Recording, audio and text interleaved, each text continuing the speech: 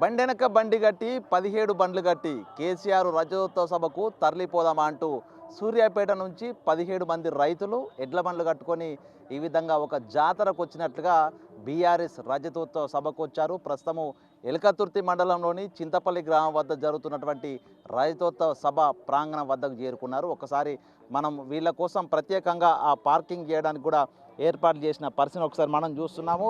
ఎడ్ల బండ్లు కట్టుకొని దాదాపు 22వ తేదీ ఉదయం బయలుదేరినటువంటి ఈ రైతులంతా కొద్దిసేపటి క్రితమే సభ ప్రాంగణం వద్దకు చేరుకున్నారు.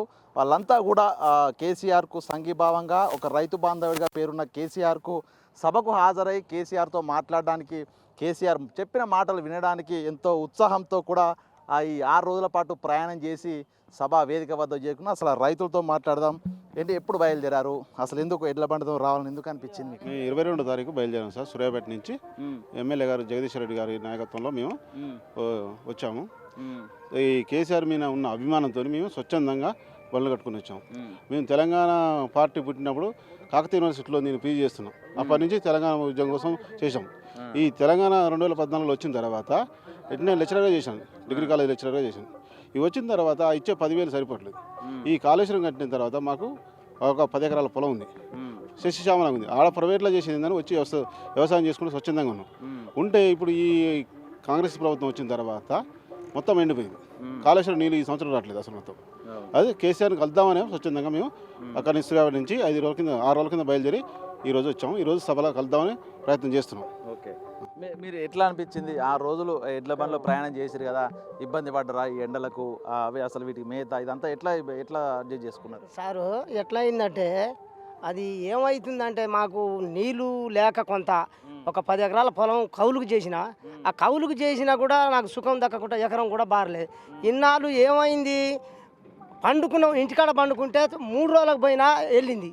ఈయాడు మంచం మడికి కూడా తిప్పినాం సార్. మేము తిప్పుకుంటా పోయినా కూడా నీళ్ళు దొరికితే లేదు.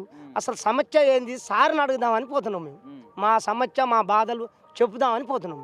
అంటే గతంలో కూడా ఇట్లా నీళ్ళ సమస్య ఉన్నదా? గతంలో నీళ్ళు ఈయన గెలిచినాక గతంలో ఎన్నడూ లేవు. అట్లా ఇంటికాడ పండుకొని 3 రోజుల కూడా పోయేది పొలాలకు. అట్లా పోయేది. అట్లా పోకుండా ఇప్పుడు నీళ్ళు ఆడ పండుకున్న వార్తలేదు సారు. అట్లా ఏంటి అసలు ఎందుకు రావట్లేదు మా ఏరియాకు, మా ఎందుకు రావట్లేదు, మా మండలానికి ఎందుకు రావట్లేదు నీళ్ళు అని మేము సార్ని అడుగుదామని పోతున్నాం. బండి కట్టుకొని 22వ తారీఖు బయటికి వెళ్ళాం. ఇవాళ 6 రోజులు అయింది. ఇక ఇవాళ సార్ని కనుక్కుందామని ఇంకా ఎంత దూరం ఉన్నా పోతాం అనుకో, ఎంత దూరం ఉన్నా మేము పోదామని తలుచుకొనే వచ్చినాం. ఇంకా మీకు ఎన్ని ఎకరాలు ఉన్నది? ఎన్ని ఎకరాలు సాగు అయ్యేది? ఇప్పుడు ఎందుకు ఇబ్బంది అవుతుంది? నాకు కూడా 5 ఎకరాలు ఉంటే పొలం చేసిన మొత్తం దిగదోలితే బోర్లు పోయినాయి, బావిలో కూడా నీళ్ళు దొరకట్లేదు. అందుకని ఇక పోయేదాన్ని మేము బండ్లలో అందరం మాట్లాడుకున్నాం, అందరం వచ్చినాం. 22వ తారీఖు వచ్చినాం. ఇవాళ పొద్దున 6 గంటలకు వెళ్ళాము. దాదాపు 4-5 రోజులు, 7 రోజులు జర్నీ. ఇక సార్ కలిసిపోదామని వచ్చినాం అంతే.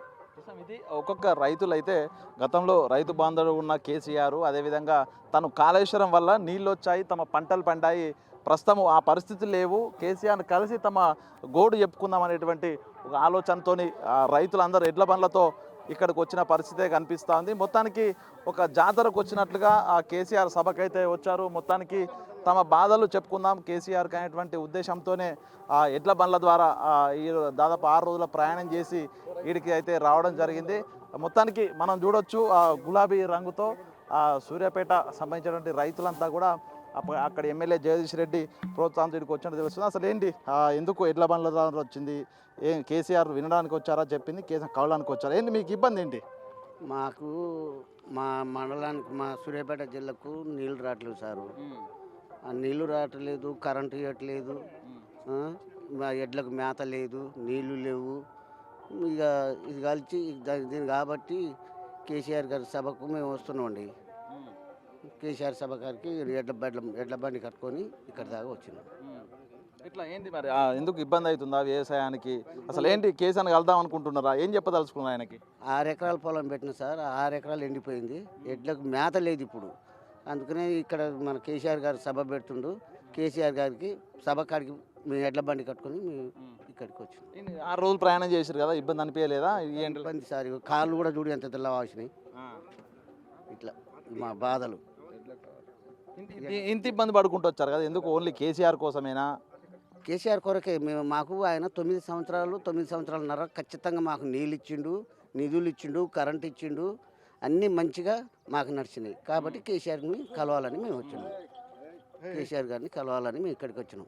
ఓకే, మీరు చెప్పండి, ఏంది అసలు ఎట్లుంది పరిస్థితి మీ దగ్గర? వ్యవసాయం నిజంగా ఇంత ఇబ్బంది పడుతున్న రైతులు నిజంగా అంత ఇబ్బంది పడుతున్నారా? ఎందుకు అసలు ఈ సమస్య ఎందుకు వచ్చింది అక్కడ?